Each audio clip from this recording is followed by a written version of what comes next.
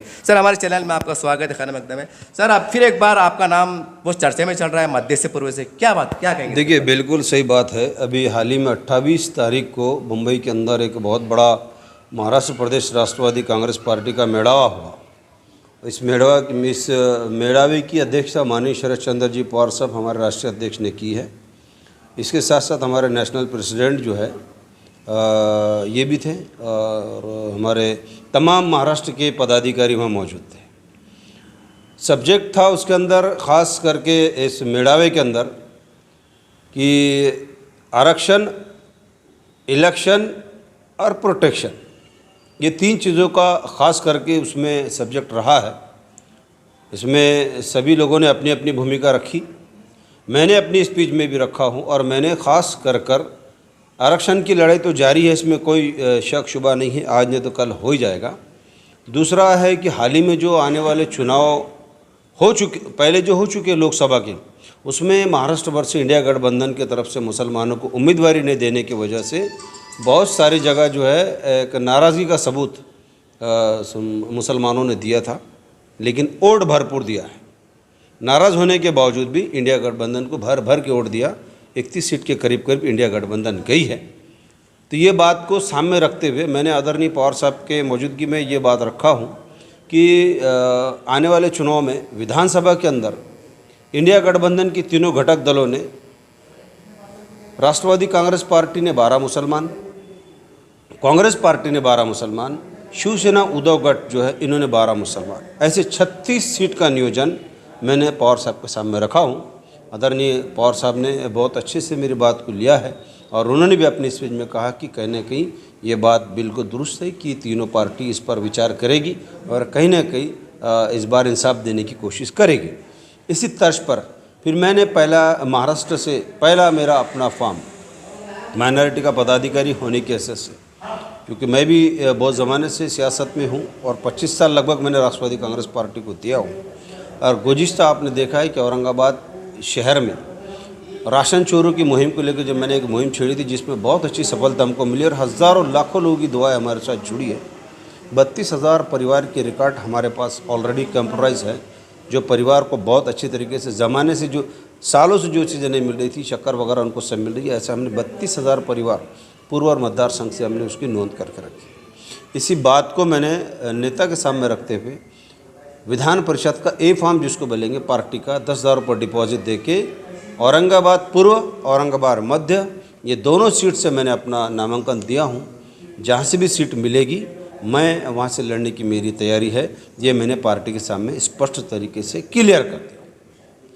Party का जो निर्णय होगा वो अंतिम निर्णय होगा, लेकिन हमारी लड़ाई आज से लेके तो आने वाले इलेक्शन के पूरे प्रक्रिया तक ये जारी रहेगी, जिसमें हमारे महाराष्ट्र के अध्यक्ष अभी जावेद हबीब साहब, नसीम सिद्दीकी साहब, नेशनल प्रेसिडेंट जो है हमारे माइनॉरिटी के वो और दिगर सभी पदाधिकारी, उन्होंने एक सामने बात रखी कि कहने की अल्पसंख्यक मुसलमान समाज को टिकट देना चाहिए। ये सारी बातें वहाँ आई और पवार साहब ने इस बात को तस्लीम भी किया है कि कहने के इंसाफ इस बार मिलेगा। लेकिन सर हमने देखा है कि औरंगाबाद के अंदर, क्योंकि आप राष्ट्रवादी से आते हैं, तो राष्ट्रवादी में इलियास किरमानी साहब है, ख्वाजा शरफुद्दीन साहब है, मुश्ताक अहमद साहब है, ये भी कहने का बहुत सीनियर नेता है। और मैं बहुत खुल के कहूँगा साहब, ये असर रसूख में और मतलब क्योंकि इलेक्शन पैसे से लड़ा जाता है, बिल्कुल, तो ये इतनी ताकत रखती है कि टाइम आने पर लाखों रुपये खर्च कर सकते हैं। तो इतनों के बीच में आप मांग रहे हैं, तो आपको लगता है कि आप कामयाब होंगे? अल्हम्दुलिल्लाह आज अल्लाह ने मुझे भी सक्षम रखा है। जब मेरी अपनी ताकत है तभी तो मैं इलेक्शन लड़ रहा हूँ। अगर मेरी ताकत न रहेंगी तो मैं क्यों फॉर्म भर के अपने जो है तो नीचे देखने वाला काम करूँगा। अल्लाह ने मेरे को साम से, दाम से, दंड से, सब चीज़ से नवाजा। मैं भी शेतकरी बच्चा हूँ, मैं भी कारोबारी बच्चा हूँ, अल्हम्दुलिल्लाह अच्छे परिवार से हूँ। और मेरा सामाजिक हित में आपने देखा होगा कि मैंने कभी भी निस्वार्थों के काम किया हूँ और जनता से जुड़कर काम किया हूँ। ठीक, लोग अपने अपने तरीके से खर्च करेंगे, इलेक्शन का जो मामूल है वो खर्चे का होता है, इसमें कोई दो राय नहीं है। तो कहीं ना कहीं हमने भी अपनी तैयारी की होंगी, जब भी तो हम बढ़ चढ़कर इसमें हिस्सा ले रहे हैं। और महाराष्ट्र में पहला फॉर्म औरंगाबाद जिले से पूर्व और मतदार संघ से सलीम पटेल वाघावकर ने अपनी वहाँ नोंद कर दिया है। अधिकृत तौर से पार्टी ने अपना रिप्लाई भी मुझे दी है। तैयारी पूरी है। पार्टी, हाँ एक बात मैं भी कहूँगा कि ख्वाजा भाई हो, इलियास भाई हो, या मुश्ताक अहमद साहब हो, या मैं हूँ, या दीगर पार्टी के अंदर जो मुसलमान माइनॉरिटी में काम करते हैं, जो होश रसूख रखते हैं या जो भी रखते हैं 100%, हम में से किसी एक को भी टिकट मिल जाता है दोनों मतदार संघ से, तो हम ये चाहेंगे, मैं तो ये चाहूँगा कि भाई मैं उसका पूरी तरीके से ताउन करूँगा और पूरी मदद करके उसको इंशाल्लाह चुनाव जिताने की कोशिश करूँगा। अब उनकी क्या सोच बनती है मेरे प्रति, ये उनकी सोच है। मैं तो खुलकर बोल रहा हूँ और जग जाहिर से बोल रहा हूँ कि हम में से अगर किसी को टिकट देती है तो ये हमको इंसाफ भी मिलेगा और इंशाल्लाह पार्टी का हम तन मन धन से उनको चुनाव जिताने के लिए पूरा प्रयास करेंगे, एक आने का भी कहीं शक को गुंजाइश नहीं रखेंगे। चलिए सर, अब आ जाते हैं गठबंधन की राजनीति की तरफ। आपने देखा होगा हालिया दिनों में एमआईएम पार्टी के माजी खासदार प्रदेश अध्यक्ष एमआईएम के, उन्होंने खुला ऑफर दिया है कि हम गठबंधन के साथ जाना चाहते हैं। और आपसे मैंने कई बार इंटरव्यू कवर किया हूँ, आपने खुले तौर से कहा कि इम्तियाज़ भाई ने आगे बढ़ना चाहिए। अब जैसे वक्त करीब आ रहा है तो आप क्या कहेंगे? उनके बयान फिर एक बार आ गए। देखिए, मैंने पहले भी कहा था कि एमआईएम अगर इंडिया गठबंधन में आती है तो खुलकर आना चाहिए। अब उनकी भूमिका शक के दायरे में आ गई। उनकी भूमिका ऐसी हो गई है कि कल वो कोई ऐसे उनकी कंडीशन रखेंगे जिसको इंडिया गठबंधन नहीं मानेगी। फिर वो क्या बोलेंगे, देखो हम तो गए थे, हमको लिए नहीं। तो पहले तो ये तय कर ले वे कि आने से पहले वो कुछ चीज़ें ऐसी, देखिए औरंगाबाद में 2 मतदार संघ को मैंने सुनने में आया कि भाई वो मध्य और पूर्व मतदार संघ खास करके मांग रहे हैं।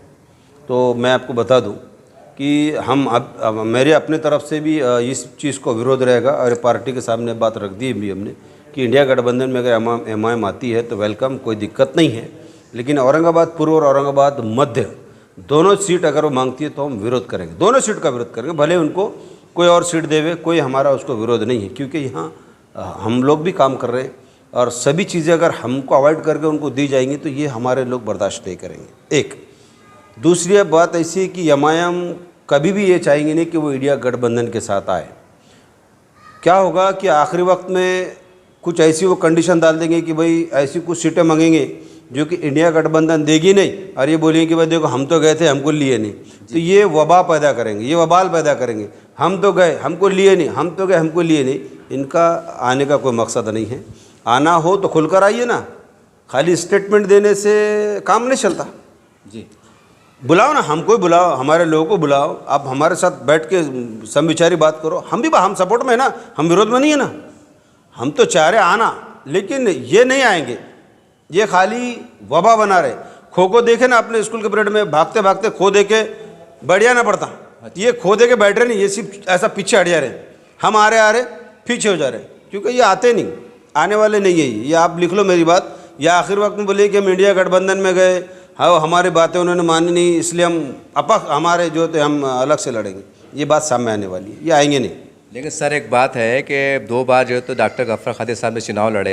मैं समझता हूँ 85,000 के करीब उन्होंने वोट लिए, 82-83,000। नंबर 1, मध्य से खासदार साहब खुद एक बार आमदार रह चुके, और अभी हालिया लोकसभा के अंदर भी जो है तो उनको जो है तो अपने पूर्वों से मध्य से बहुत बेहतरीन वोट मिले।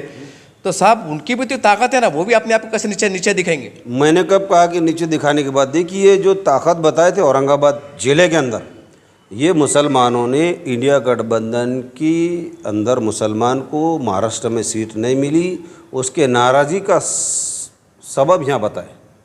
महाराष्ट्र भर में नहीं, यहाँ बताए।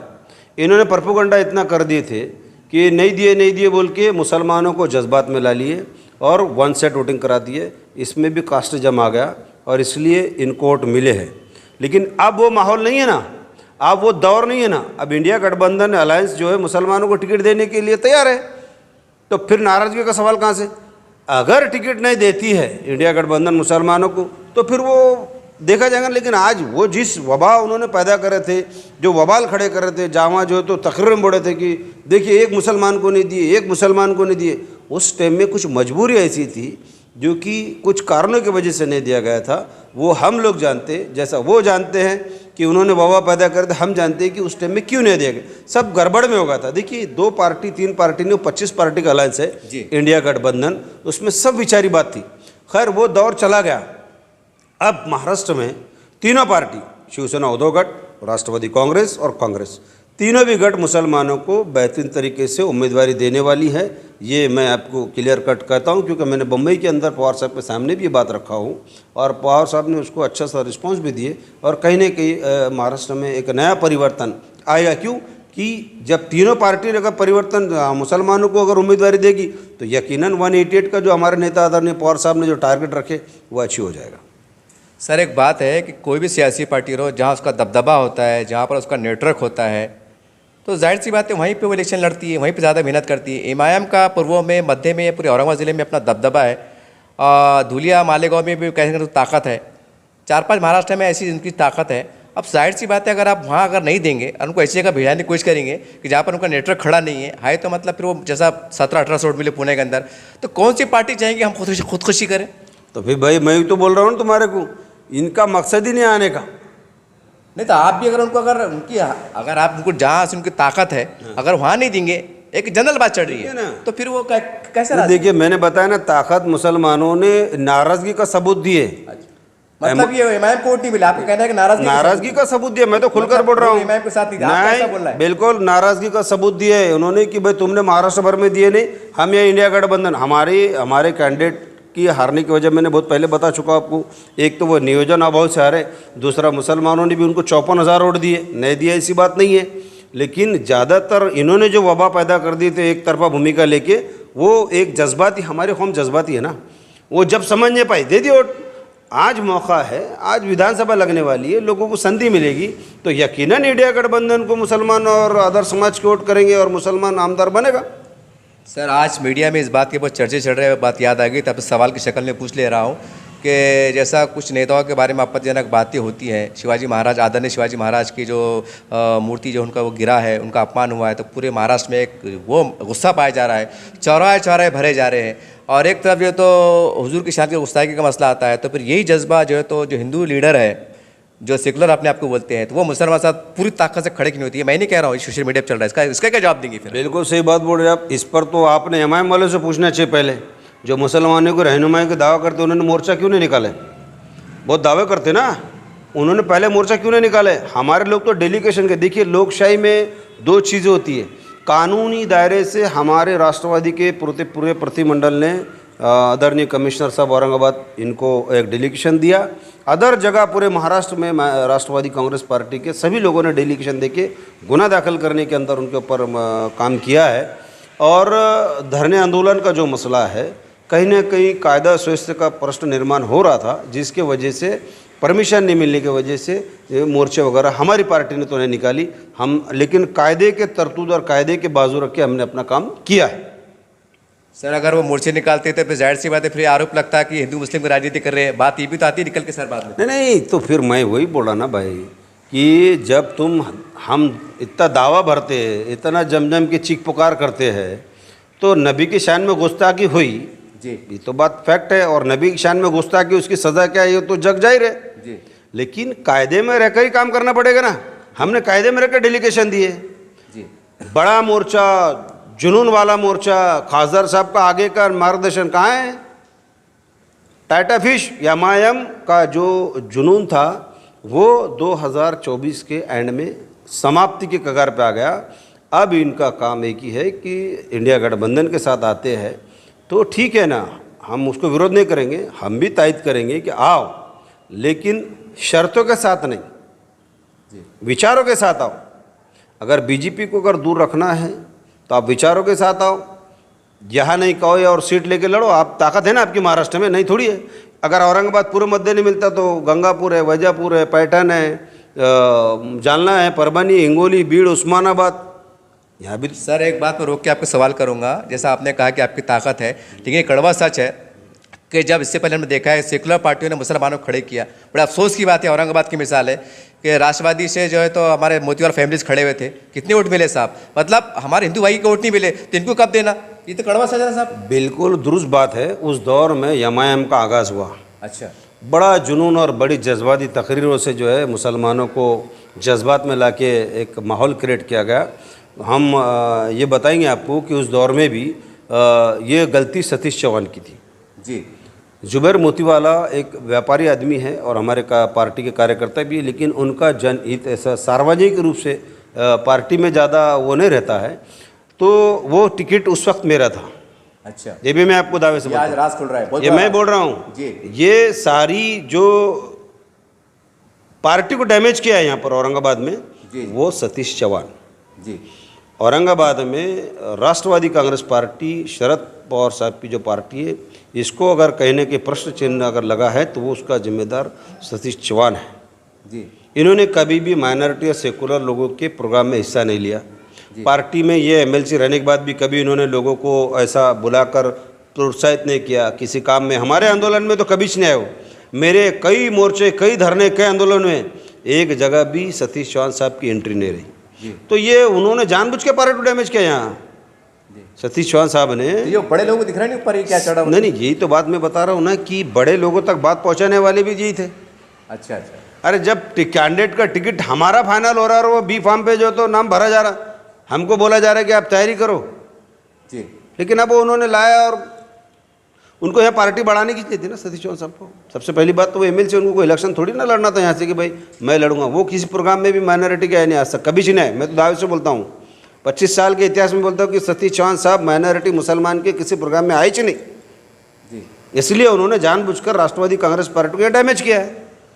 सर, हम शहर में घूमते हैं, एक बात ये भी चर्चा में बहुत चल रही है काफ़ी शिद्दत के साथ, जैसा अब अल्लाह ना करे, खैर अब कुछ पता आगे की बात है अल्लाह ही जाने, लेकिन अगर इमाम से गठबंधन नहीं होता है तो जाहिर सी बात है ये इन्होंने दावा ठोका है कि हम 40-45 जैसे सुनने में आ रहा है। पता नहीं क्या सही क्या गलत, हम भी पता नहीं है, लेकिन अगर ये औरंगाबाद जिले में सीट खड़े करते हैं तो जाहिर सी बात है मुसलमानों का वोट बड़ा वोट बैंक इमाम भी ले लेंगी, आप भी ले लेंगे, तो जाहिर सी बात है इसमें तो फिर फ़िक़ापरस्त पार्टियों की यानी शिंदे गठबंधन की राह तो एकदम आसान हो जा रही है। देखिए, एमआईएम वालों का अक्सर आपने देखा होगा कि इंडिया गठबंधन ने मुसलमानों को उम्मीदवारी दी नहीं, इसलिए हमको लड़ना पड़ रहा है जी। कई जगह इन्होंने बोले कि भाई इन्होंने नहीं दिया तो हम लड़ रहे। उन्होंने, आप जब इंडिया गठबंधन अगर मुसलमान को टिकट देती तो एमआईएम वाले फिर क्या करेंगे?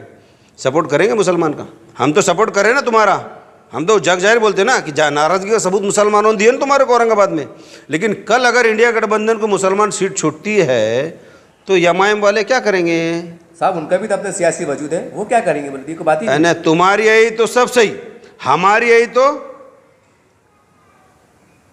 मनमानी, हमको मिलेगा तो नहीं, हम लड़ेंगे, और जब नई पार्टी देती तो फिर हम लड़ेंगे।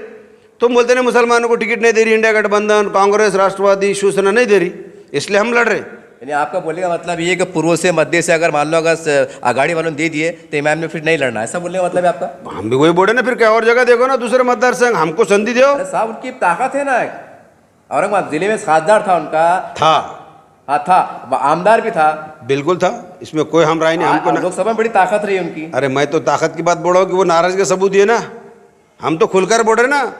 इंडिया गठबंधन की पूरे महाराष्ट्र के मुसलमानों की जो नाराज़गी है, औरंगाबाद के लोगों ने नाराज़गी बता दी है। जो ये नाराज़गी आदरणीय पवार साहब ने और इंडिया गठबंधन के लोगों ने दिमाग में ले ली है कि भाई आप विधानसभा में नाराज़गी नहीं करने का, कहने के मुसलमानों को संधि देकर चुना कर लाने का। एक सवाल इससे हटके है साहब, खैर ऐसा तो नहीं होगा जैसा आप बता रहे हैं जानकारी की बड़ी जिम्मेदारी के साथ। मान लो थोड़ी देर के वास्ते का औरंगाबाद जिले के तक, महाराष्ट्र को छोड़ दीजिए, यहाँ अगर कोई मुसलमान कैंडिडेट नहीं मिलता है तो फिर आपकी क्या भूमिका करेंगे? फिर तो हम सोचेंगे, हाँ 101% सोचेंगे। टाइम पड़ा पार्टी छोड़ सकते हैं फिर वो तो इंशाल्लाह वक्त बताएगा। और सलीम पटेल जब बोलता है तो दमखम के साथ बोलता है कि जब अगर पार्टियों से, अगर इंडिया गठबंधन से अगर यहाँ माइनॉरिटी और मुसलमानों को अगर संधि नहीं मिलेगी तो फिर तो खुर्चा उठाने की जरूरत नहीं पड़ेगी, हमको ज़रूरत नहीं पड़ेगी ना, वक्त बता देगा आपको। आज हम इतने दावे से जब पार्टी के सामने बात रखे हैं और पार्टी भी इस बात को समझ रही है कि अब नाराज़गी झेलना आसान नहीं है, माहौल परिवर्तन होगा, माहौल इंडिया गठबंधन के हक में चल रहा है। ऐसा नहीं कि मुसलमानों को डावल के टिकट दे देंगे और बाहर से लाकर आयात निर्यात करेंगे, वो हम कभी भी बर्दाश्त नहीं करेंगे। ये बात हमने खुलकर बोले और आज भी खुलकर बोलता हूँ, हम में से नहीं तो बाहर वाला कभी कबूल नहीं जी। यस, बिल्कुल पक्के से। सर, एक बात है कि मान लो अगर आपको टिकट मिल जाता है आमदारगी का, सवाल ये है कि हमारे पास देख रहे हैं कुछ जातिवादी राजनीति हो गई है, हिंदू मुसलमान हो गया है, तो क्या आप सक्षम है कि मराठा लॉबी के वोट, हमारे दलित भाई के वोट, आदिवासी वोट बतौर मुसलमान कैंडिडेट, नहीं बोलना चाहिए खुल के पूछ रहा हूँ, आप लेने में कामयाब होंगे? अल्हम्दुलिल्लाह। देखिए, मैंने कैसा होंगे? नहीं, मैं बताता हूँ। मैंने एक जो इशू उठाया था, जो राशन की दुकानों को चोरियाँ पकड़ा, मैंने 60% लोगों को, ये खाली मुसलमान के लिए नहीं लड़ाऊँ, मैंने तमाम समाज के लिए लड़ा हूँ, और खाली मुसलमान को या छोटे लोगों को नहीं, ये सभी समाज के लोगों को फ़ायदा पहुँचा है। पूरे ज़िले में लाखों लोगों को अल्हम्दुलिल्लाह उससे बेनिफिट मिला है। तो मैंने बोला नहीं, मेरे पास 32,000 की यादी है, आपको बता दूंगा। कंप्यूटर वाइज ऐसे ऐसे परिवार है उसमें जिसमें कि उनको महीनों महीनों राशन नहीं मिला, शक्कर तो देखने को नहीं मिली। तो हमने दोनों मतदार संघ से 32,000 का डाटा तैयार करके रखे हुए हैं जी। हम उनके पास जाएंगे ना। हम जब लड़े तो मुसलमान बोल के थोड़ी लड़े हमने, हम तुम्हारे हक की लड़ाई लड़ रहे, रोड पे आके लड़ रहे। तो फिर हमारी किसी अदर समाज से कोई नाराज़गी ही नहीं। और हम जब उनको वोट देते तो उनका भी अपना दायित्व बनता है कि हम वोट दें। सवाल ये है साहब, जैसा आपने एक योजना को लेकर आपने काम किया है और आपका दावा है कि उसके अंदर हमने दलित मराठा सबको फ़ायदा पहुंचाने का काम किया है, तो सवाल ये भी आता है कि शिंदे सरकार ने लाडली बहन के नाम पर हर बहनों को फ़ायदा पहुंचाया है। उसमें मुसलमान बहन भी आती हैं, दलित बहन भी आती है, मराठा भी आती है, पर उनका भी उम्मीदवार जैसा आपको ऐसा बंदा खड़े हो जाएगा, बोलेंगे हमने लाडली बहनों को दिया है, हमें वोट दो, फिर आप क्या करें? बुलबुला है, कैसे बुलबुला है। ये इलेक्शन के हद तक ऐसा बुड़बुड़ करेगा। इलेक्शन में शिंदे सरकार तो वैसी घर को जाने वाली है, उसमें कोई दायर दो राय नहीं है। ये बुड़बुड़ा इलेक्शन का एक जैसा पानी में अपन देखते ना, कूदिया मार लेता और जैसा सरक गया तो वो डूब जाएगा। तो ये लाडली बहन एक आर्जी बुड़बुड़ा है, इससे कोई उनको बेनिफिट मिलने वाला नहीं। और ये भरम रख के बोले कि भाई हमको वोट मिलेंगे, तो ये लाडली बहन के वोट उनके तरफ डाइवर्ट होने वाला नहीं, क्योंकि जो बेनिफिट ले रहा है वो भी समझ रहे हैं कि लालच के मारे उन्होंने हमको 1500 3000 जो भी दे रहे, तो इलेक्शन स्टंट है, इसमें इसका बेनिफिट उनको मिलेगा नहीं। सर एक आखिरी सवाल ले लेता हूँ कि अगर मान लीजिए कि अगर आपको टिकट मिलता है, आप आमदार बन जाते हैं, तो ऐसा क्या काम करेंगे आप, जैसे डॉक्टर जाफर ज़करिया साहब को आज भी याद करते लोग, ऐसा क्या काम करेंगे कि वाकई वो याद रखा जाए? अल्लाह रब्बुल इज़्ज़त ने गरीबों की, मेरे दोस्तों की, चाहने वालों की दुआ से अगर मैं आमदार बन गया, तो सबसे पहला काम होगा कि मेरी माँ बहनें जो परेशान है बचत गट के माध्यम से, मैं इनको मुक्त करा दूँगा। सबसे पहला काम मैं करूँगा, इनको मुक्त करा दूँगा। बहुत बुरे हाल से गुजर रहे हमारे माँ बहनें ये चंगुल में आकर, इनके तरफ किसी का रुझान नहीं है। पहली फुर्सत में अल्लाह ने मौका दिया तो पूरी बचत गट का जंजाल से इनको मुक्त करा दूँगा, ये पहला काम करूँगा। दूसरा, गरीब यतीम मिस्किन, इनके लिए मैं तो हमेशा लड़ता हूँ।